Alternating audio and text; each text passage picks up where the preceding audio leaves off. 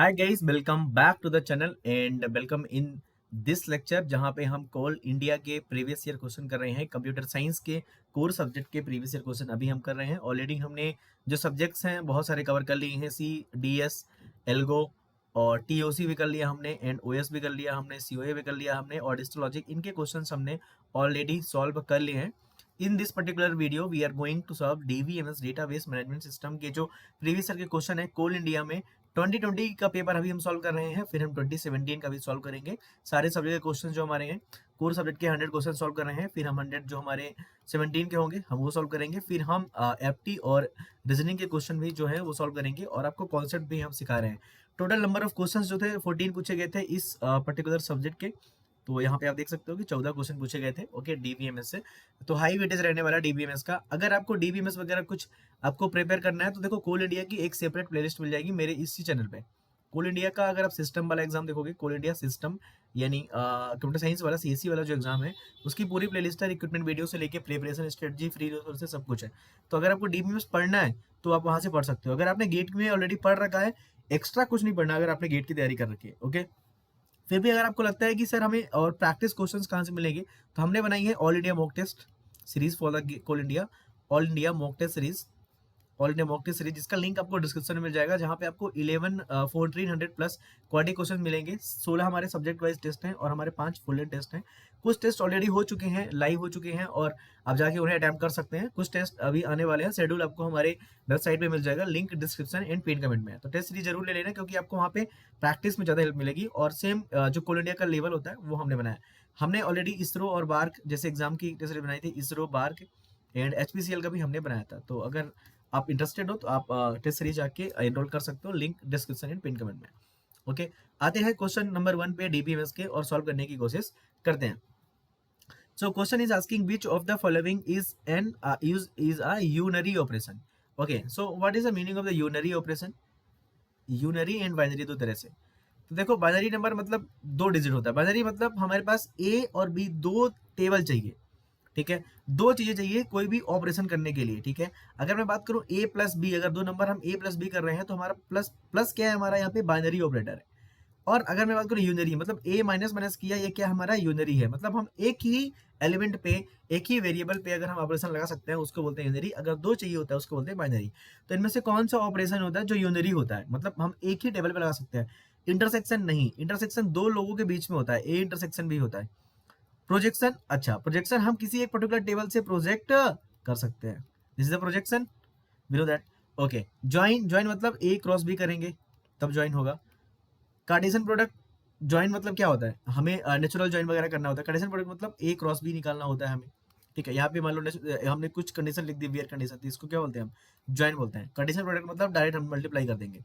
तो यहाँ पे हमें केवल प्रोजेक्शन में हम देख रहे हैं डायरेक्ट केवल एक हमारे पास जो होगा केवल एक टेबल या एक वेरिएबल की एक चीज की जरूरत पड़ेगी, वो है प्रोजेक्शन। तो ये सारे हमारे क्या हो गए, रॉन्ग हो गए, and this one is the correct answer. बहुत ही सिंपल क्वेश्चन, 10 सेकेंड में करने वाला क्वेश्चन था ये, मैंने समझाया है आपको पहले, तब आप जाके मतलब आपको यहाँ पे टफ लग रहा होगा, बट मतलब टाइम लग रहा होगा कि टाइम लग गया सर को लगाने में, लेकिन आप मैं समझा रहा हूँ इसलिए टाइम लग रहा है। आपको क्वेश्चन रीड करने करके डायरेक्ट टिक करना है। ओके, सो तो question number 2 is that the यहाँ पे एक क्वेश्चन मार्क है, defines a set of operations on relations. तो ऐसा कौन सी चीज है जो सेट ऑफ ऑपरेशंस को डिफाइन करता है? Paralleling the usual algebraic operations such as addition, subtraction और multiplication which operate on numbers. Okay, तो यहाँ पे हमारे पास ऐसी कौन कौन चीज है जो मतलब हमारे पास टेबल में या कि रिलेशंस में, रिलेशंस मतलब टेबल में, ठीक है। टेबल में हम एडिशन, सब्ट्रैक्शन, मल्टीप्लिकेशन सब कुछ हमें दिखाता है, वो है रिलेशनल अलजेब्रा। वैसे क्वेश्चन बनता ही नहीं है ये, सिंपल यहाँ पे कोई ऑप्शन मिल ही नहीं रहा है। तो हमारे पास रिलेशनल अलजेब्रा है जो हमें डिफाइन करता है कि रिलेशंस में हम क्या करेंगे, एल्जेब्रिक ऑपरेशन कैसे करते हैं, addition, subtraction, multiplication. Relational algebra का काम ही यही है, ठीक है। तो ये एक मैथमेटिकल एक तरह से क्या है, ऑपरेशन है, सेट ऑफ ऑपरेशन है जो रिलेशनल अलजेब्रा के अंदर होते हैं, ठीक है, ये सारे ऑपरेशन। बहुत ही सिंपल क्वेश्चन, ये भी थ्योरेटिकल क्वेश्चन, केवल ऑप्शन से ही क्वेश्चन हो रहा था ये वाला, ठीक है। क्वेश्चन नंबर 2 का ऑप्शन है option number C. Question number 3 पे आते हैं, बहुत ही सिंपल सिंपल क्वेश्चन अभी दोनों पूछे गए हैं। In SQL the command is use to recompile view. तो रिकम्पाइल व्यू करने के लिए हमारे पास जो रिकम्पाइल करने के लिए मतलब मॉडिफाई करने के लिए एक तरह से हमारे पास जो होती है वो होता है अल्टर व्यू। यहाँ पे कंपाइल नहीं होगा, डिफाइन नहीं होगा, क्रिएट भी नहीं होगा, डिफाइन भी नहीं होगा, ऑल्टर व्यू होता है। ऑल्टर व्यू क्या होता है, रिकम्पाइल मतलब व्हाट, मॉडिफाई, ठीक है। तो मॉडिफाई, ड्रॉप, ये सब करने, मॉडिफाई, अपडेट, ये सब करने के लिए हमें क्या यूज होता है, अल्टर यूज होता है। ठीक है। रिकम्पाइल मतलब मॉडिफाई, मॉडिफाई के लिए हमें क्या यूज होगा, alter. These all are the wrong option, this is the correct answer. बहुत ही सिंपल। यहाँ पे कंपाइल नहीं है, रिकम्पाइल है, तो थोड़ा सा दिमाग यहाँ पे लगाना था। ये हो सकता है आपका गलत हो जाए, लेकिन यहाँ पे अच्छी चीज ये है ना कि CIL में, कोल इंडिया एग्जाम में ना, coal India management training system CSE की अगर बात करें, किसी भी ब्रांच की बात करें, नो नेगेटिव माइनस मार्किंग है ही नहीं, तो that is a good thing कि आपको सॉल्व करने में कोई दिक्कत नहीं होगी वहां पे। ठीक है, चलो आगे बढ़ते हैं क्वेश्चन नंबर 4 में। A relation is in which normal form if every field contains only atomic values that is not lists or sets. Okay. So अगर एटॉमिक वैल्यू में होता है, अगर कोई भी हमारे पास एटॉमिक वैल्यू का मतलब क्या, केवल सिंगल वैल्यू होगी। जैसे मैं बात करूं, हमारे पास R एक रिलेशन है, ठीक है, जहां पे हमारे पास नेम है उसका, ठीक है, और उसका रोल नंबर है, और उसका फोन नंबर है। एक रिलेशन R1 है, एक R2 है। ठीक है, यहाँ पे हमारे पास नेम है, ठीक है, यहाँ पे हमारे पास बोल दो यहाँ पे रोल नंबर है। ठीक है, तो अगर हमारे पास एटॉमिक वैल्यू है, एटॉमिक वैल्यू मतलब केवल एक ही वैल्यू है, सिंगल वैल्यूड है, तो वो रिलेशन हमारा क्या होगा, हमारा हमेशा फर्स्ट ऑर्डर फॉर्म में होगा। ठीक है, तो यहाँ पे देखो किसी भी एक व्यक्ति के मल्टीपल फोन नंबर हो सकते हैं, तो ये एटॉमिक वैल्यू हमारा एटॉमिक ये नहीं है, फोन नंबर एटॉमिक नहीं है। This one is atomic, name और रोल नंबर तो यूनिक ही होगा हर एक बंदे का। तो हमारा ये रिलेशन क्या है, इसके एट्रीब्यूट्स क्या है, एटॉमिक है, and this one is the always in one enough. तो वन एनफ तो यहाँ पे इसका सही है। अच्छा, ये सेकंड ऑर्डर फॉर्म में हो सकता है क्या, नहीं, ऐसा जरूरी नहीं है। मान लो हमारे पास ABCD, हमारे पास कुछ हम काउंटर एग्जांपल लेते हैं। ABCD हमारे पास कुछ रिलेशन है, और हमारे पास एक पार्शियल डिपेंडेंसी है, AB goes to C, B goes to C, B goes to D. Okay, so here you see that कि यहाँ पे हमारे पास AB is the key, AB is the key, and because AB can derive all the things A, B, C, D. Now there is a partial dependency, B goes to D, so this is not in 2NF. So even though values are atomic, it may not be in the 2NF. Here I have assumed that these all are the atomic, these all are the atomic, but even though these are atomic, because of this partial dependency, this is not in 2NF. Same thing you can define for the 3NF and 4NF. You can define like counter examples. Okay, so relation is always in 1NF if values are in the atomic values are atomic values. Okay, this is the question number 4. ठीक है, question number 5 पे आते हैं। Consider the following relational schema. Okay, हमारे पास relational schema है। यहाँ पे sellers करके है, सेलर आईडी है, सेलर नेम है, रेटिंग है, एज है, फिर रिजर्व्स है, सेलर आईडी, जहाँ पे हमारे पास 3 टेबल है। यहाँ पे हमारे पास समझो सेलर टेबल है, रिजर्व है और बोट है। यहाँ पे कुछ, यहाँ पे हमारे पास एट्रीब्यूट लिखे हुए हैं। ठीक है, तो अगर आप थोड़ा सा ध्यान दोगे ना, तो यहाँ पे देखो, यहाँ पे सेलर आईडी लिखी हुई है, यहाँ पे सेलर आईडी, ठीक है, और यहाँ पे मैं अगर दूसरा कलर यूज करूँ, यहाँ पे VID लिखी हुई है, यहाँ पे BID। मतलब जब भी हमें अगर टेबल को ऐड करना है, दिमाग लगाओ, हमारा सेलर और आर के बीच में जो एडिंग होगी हमेशा, अगर प्रोडक्ट करोगे, कार्टेशियन प्रोडक्ट या कि ज्वाइन करोगे, तो सेलर की हमें SID लेनी है, एंड हमारे पास रिजर्व की जो होगी SID लेनी है। दिमाग लगाओ यहाँ पे। और फिर हमें जो इसकी फिर हमारे रिवर्स की BID भी लेनी है, और इसकी BID, मतलब जो मैचिंग होनी है स्टार्टिंग के। अगर मैं इस टेबल की बात करूँ, इसका R1 का बात करूँ, R1 का, इसका R1 बात करूँ, इसको R2 बात करूँ, इसको R3 का, तो R1 डॉट हमारा जो SID होगा वो बराबर होगा हमारा R2 डॉट SID के, and also R2 dot BID जो होगा मेरा बराबर होगा, वो होगा B1 dot R3 dot BID के। मैंने R1 R2 R3 को नाम दिया। यहाँ पे ये चीजें बहुत ज्यादा इंपॉर्टेंट है, क्योंकि यहाँ पे हमें एट्रीब्यूट्स कॉमन मिल गए हैं, लेकिन क्वेश्चन पूछ के रहा है वो पढ़ लेते हैं।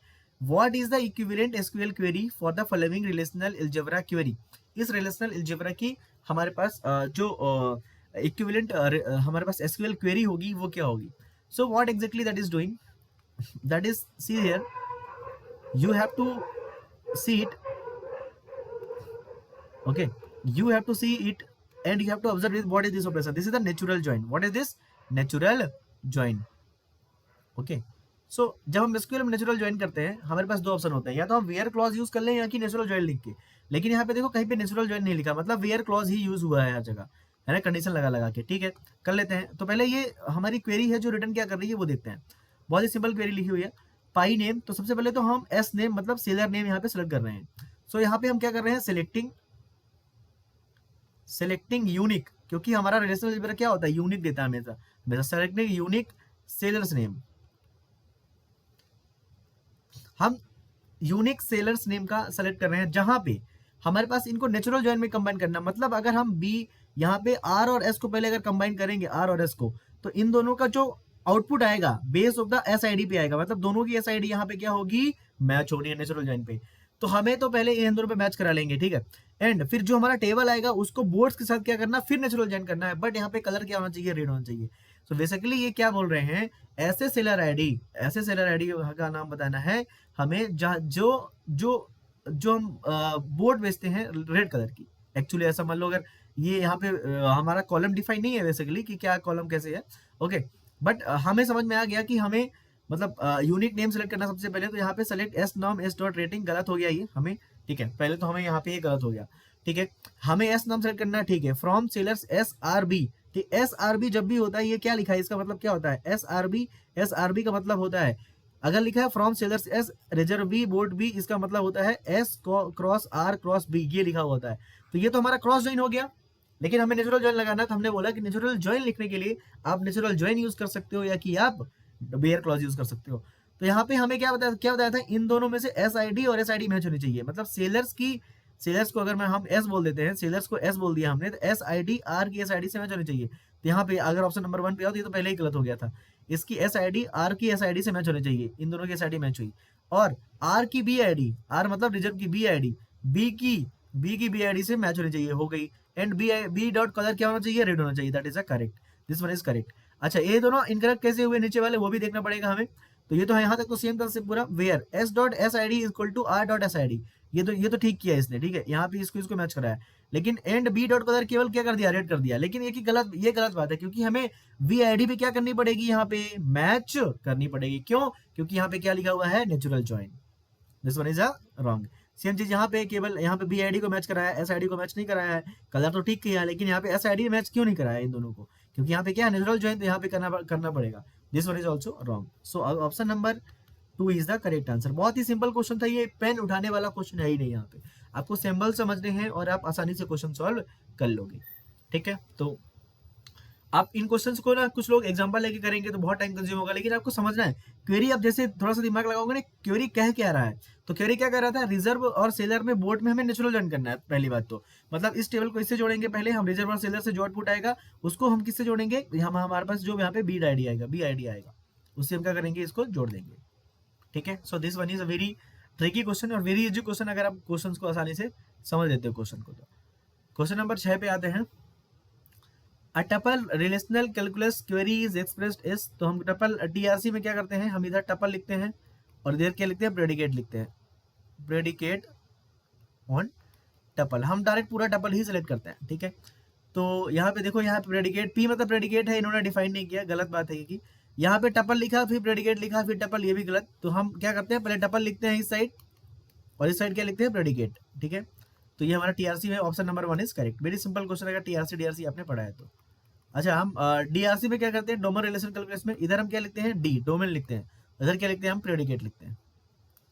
Got it. So this one is a very easy and theoretical question.